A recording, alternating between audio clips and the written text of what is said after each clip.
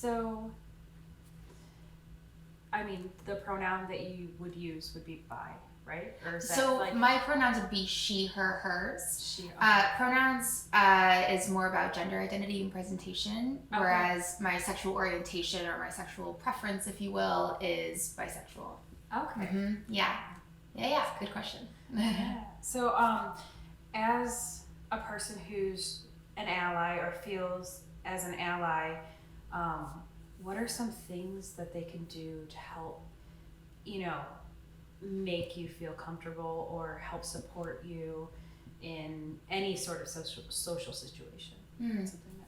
Yeah, I think a big thing, interesting. In a social setting, I feel it's weird because there are two different sides of the same coin, and one is where people stomp all over you and don't really care to listen, and the other one is where they like act like you're like this precious thing and bubble wrap, and they're like, oh, I don't want to hurt your feelings, and it's like, I get it, but I also am like, I'm just a person, and as long as it's coming from a place of love, I feel like I'm happy to answer questions, and yeah, I guess it just, I guess in a social setting, what I want is to just be treated like a human. And I think that when someone recognizes something that's being said or done that is offensive or not okay, like step in and don't just expect the queer person in the group to step in for themselves. And if I do step in, which now I step in a lot, be willing to back up that person. So something that's thrown around a lot is like, oh, that's so gay. And I'm like, that's not appropriate. And then for someone as an ally to go, yeah, man, not cool. Like, you know what I mean? Or whatever. I think it's just like backing someone up or not being afraid to step in because it's uncomfortable. It is uncomfortable even as a queer person to step in and have to say that is not okay. So I think whenever an ally steps in and is just like, before I even get a chance, that feels really good. Like, I don't feel like I could do all the heavy lifting myself. And I imagine it doesn't feel as lonely. Yes.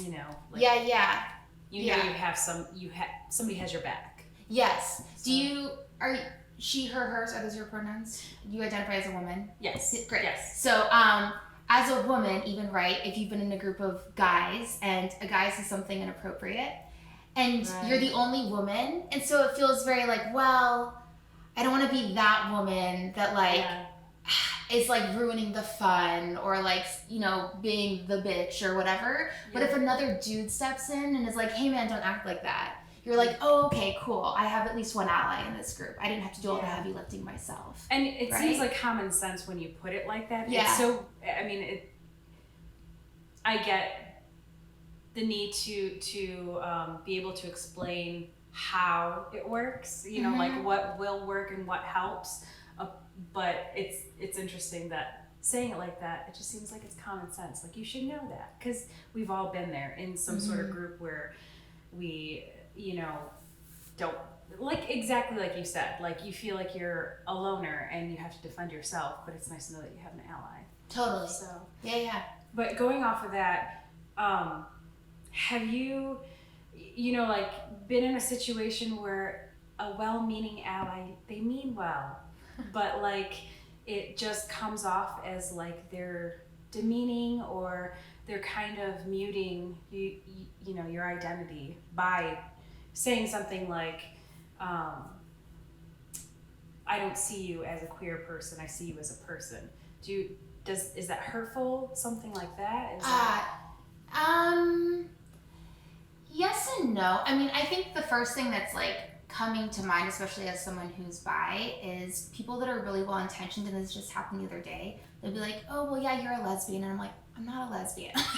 I don't identify as a lesbian. And they're really well intentioned. Yeah. And they're like, well, I'm sure as a lesbian. And I'm like, I'm not a lesbian. Like, it's just not what I am. It's not who I am. And I've never said that I'm a lesbian. So it's almost feeling like it's pushing it on you. Yeah. And it's like, and it's just, but again,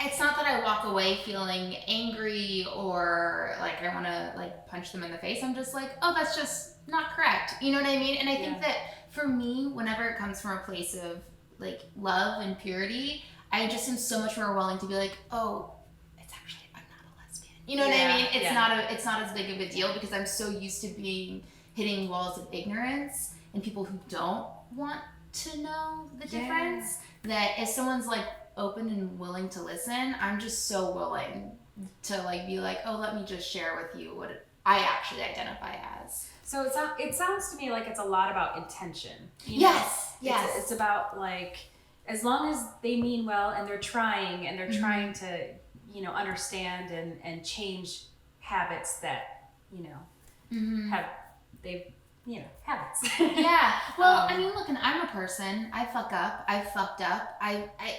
We all do it. And so if someone's willing to learn, I'm not going to be mad at them about that. And I can only speak for myself. Not everyone feels that way. Right. But that's just my opinion. As long as you're, again, yes, purity and love, like those are the most, like intention, that is the most important thing to me. So I was looking up a little bit because I wanted to know how to be a better ally.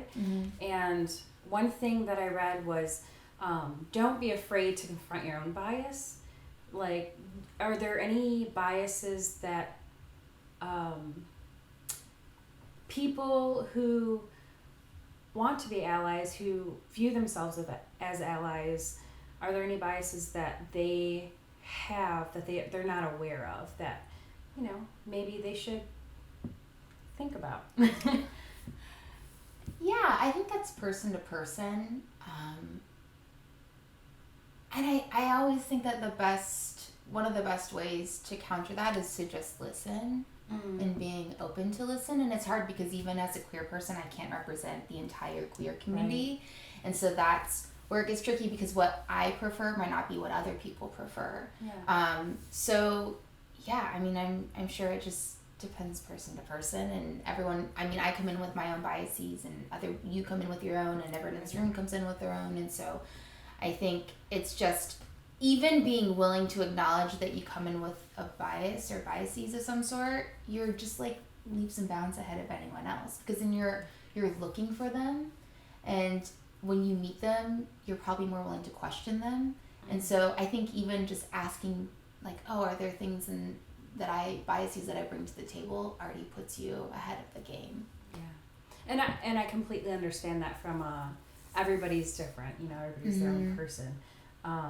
But have you experienced something over and over personally that you? Oh, totally. Like all my bi friends and I joke about this. It's like I've been on so many dates with men that they think I've had threesomes or they think I want to have a threesome or couples think I want to have a threesome. Like when I was on OkCupid years ago, I got so many people, like so many couples that were like, want to have a threesome? And I'm like, I mean, I'm flattered, but also like, I just don't know why there's an assumption that because I'm bisexual that I want to fuck two people at once. Like it's just, or that I like have orgies every weekend. It's just not true.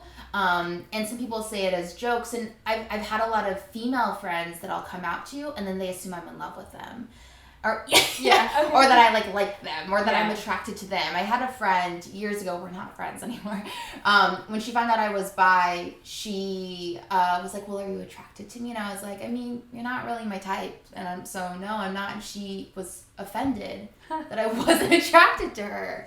So I think that there is a lot of times an assumption as that like a bisexual person is just attracted to everyone. And I'm not. That's like saying you're attracted to, every whatever preference you have. Like if are you straight? Yes. Okay, great. So if you're straight, it's like, oh, well then you're attracted to every man that walks in here. But that's so dumb. Or like I'll be at parties and because they know I'm attracted to women, they'll be like, oh, well, she's gay. I'm like, that doesn't, just because we both like women doesn't mean that we're just gonna fall in love. Right. So yeah, there are a lot of assumptions people make. It just depends like what assumptions they're making. Yeah. So as somebody who doesn't know a lot, just out of curiosity, what are some definitions in terms of I don't even know how to word it. Yeah. No. So I identify as bisexual, and that means I'm attracted to me. This is what I think is really interesting and unique and cool about the queer community or the LGBTQ plus community is that I don't want to say you're choosing your labels, but bisexual might mean something different to me than it does to someone else who is bisexual. Right. So to me, being bi means that I'm attracted to men and women, but also I'm really just attracted to human beings. And I think that when I came out as bisexual, the word pansexual wasn't really well known Right, at the time. that's new to me for sure. I definitely don't know anything about that. Yeah, so, and I have a few friends that identify as pansexual, and it even means something different to each person. Okay. But pansexual, from my understanding as a bisexual person, is just being attracted to humans. Like, you're not really looking at gender presentation or, sexual organs. You're just going, this is a person and I'm attracted to them. So and like the soul or the essence of somebody. Totally, yeah. And I think something that to me feels what keeps me tied in a really nice way to being bisexual is that if I date someone who presents as a man or someone who presents as a woman, it brings out different sides of me. So a lot of times when I date women, it brings out a more masculine side of me. Masculine meaning like I'm going to open doors, I'm going to buy gifts, I'm going to, I think stereotypical like masculine role. Whereas when I date men, I tend to take on a more stereotypically like feminine role or letting someone open the door for me and get, whatever. Yeah. Buy me gifts. It's like that makes it sound like I'm like a have a sugar daddy. I don't. I'm looking. I'm sugar daddy. But to me, that's like why I think I stick with bisexual. But I think from the conversations I've had, bisexual is like, oh, I see it as like I'm dating a man or a woman and I'm attracted to both and, anything in between above or below. Whereas pansexual is just like, I'm just looking for another soul to connect with. And it doesn't really matter what is happening on the outside. And in terms of queer, queer I think of as anything LGBTQ plus. So I like to wrap everything up as a queer community, as the queer community. I call myself a queer person a lot, but also I call myself a queer person a lot because bisexual gets a really bad rap. And not only from the straight community, but from the queer community, because I've dated women who identify as lesbians or as gay, and they don't think that bisexuality exists. They think that it's just like the halfway stop to being gay, or that I'm confused, or so because the word bisexual gets a bad rap, I think that I tend to cling to the word queer because it feels like it's seen as more legitimate. But then even that's awkward because you come out as queer to someone and they assume you're gay. So then you have this second coming out constantly as a bisexual person. So it's like, oh, I'm queer, and they're, they react to that or whatever, and then they assume that you're a lesbian. And then if I'm dating a man, I tend to call whether I'm dating a man or a woman my partner. And so then if you say my partner, they assume woman. And so there's just, queer is like this kind of all-encompassing umbrella. But for me, it's like a word that I cling to a bit more, I think. So kind of veering off of that a little bit, how would I approach somebody who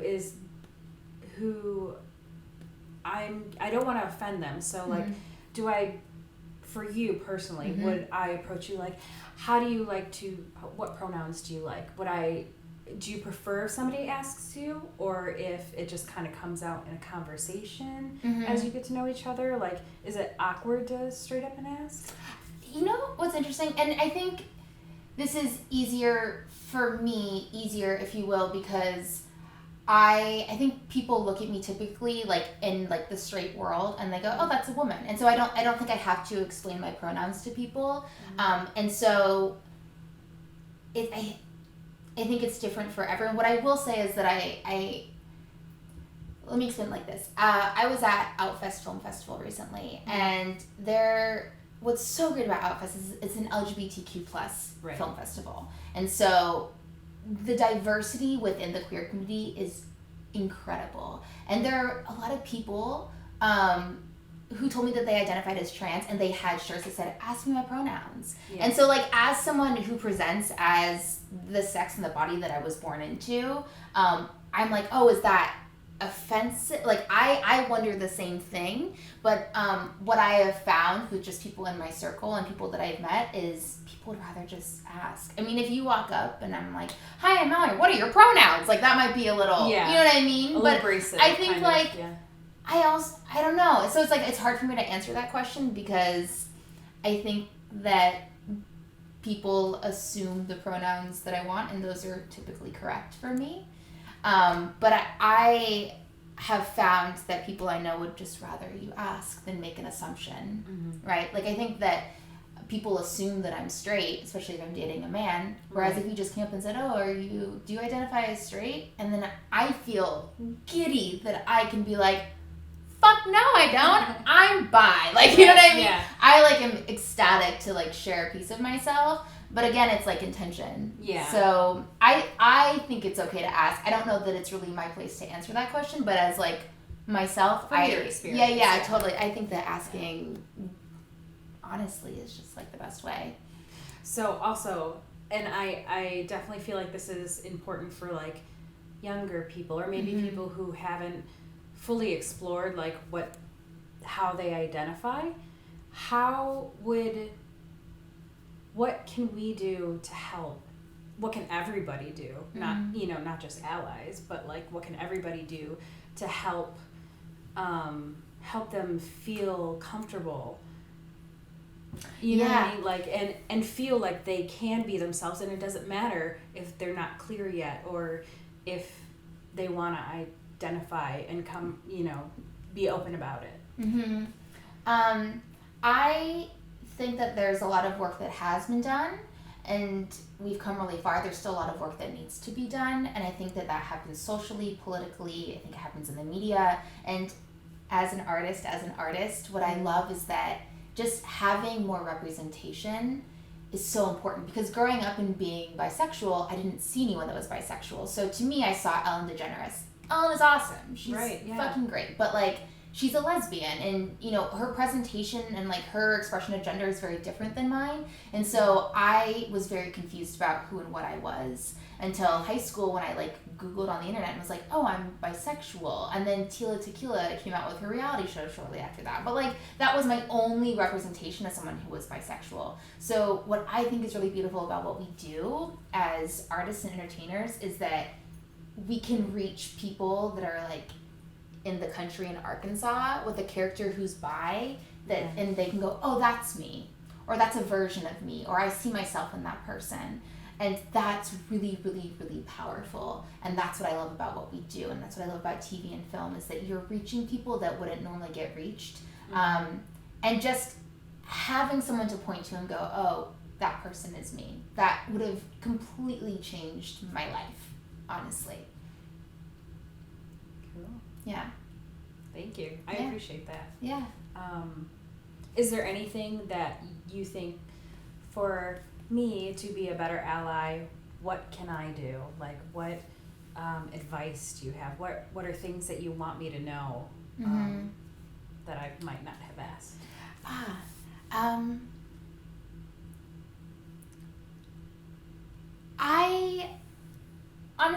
I think that throughout most of this interview, I have just really appreciated your bravery to come here and say, "I don't know things. Can you tell me things?" And that feels really powerful, to just have someone say, "Hey, I don't really know. Can you just tell me?" Yeah. And that is huge, because it takes a lot of strength to just go, "I don't know. Can you please tell me?" And I think if more people came from that point of view, that we would spend a lot less time yelling at each other. Mm-hmm. And so I just really want to say thank you for doing that, because Thank you. Yeah. Thank you for having the patience to answer me. Totally. I mean, I just wish I could fully express my gratitude, because that's why I'm like, it's so much of it is intention, because if more people came from that point, I'd be like, oh, it's, you just need to explain. But people start like spouting opinions from a place of ignorance and not wanting to understand because it's uncomfortable to admit that you don't understand or you don't know something. Right. And so I think that just even coming from a place of, oh, I don't know, will you please explain? Is, and not from a like, it's your job to bridge this gap, bitch, but just be like, you know, hey, could you please just explain to me because I want to be respectful. And that is like, again, leaps and bounds ahead of other people. Yeah. So I think it's a very vague answer, but I think that that's truly. But it does touch on a point. It causes a lot less friction if more people would be open. You know what I mean? On both sides. Yeah. So, and I know it's hard for both sides. Yeah, you know. Yeah. Totally. How do you choose to be fearlessly yourself?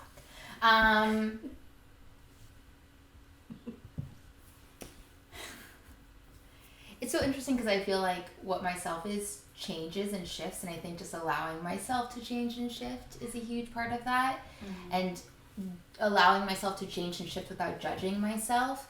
But I think a lot of it's just sitting quietly with myself and listening to the small voices inside that are like, this is who you are, and allowing that to come to the surface. And sometimes that means wearing leopard pants, and sometimes that means like throwing a Snuggie on. Like it just like totally depends. Or both. Yeah, or both. Yeah. Fuck it.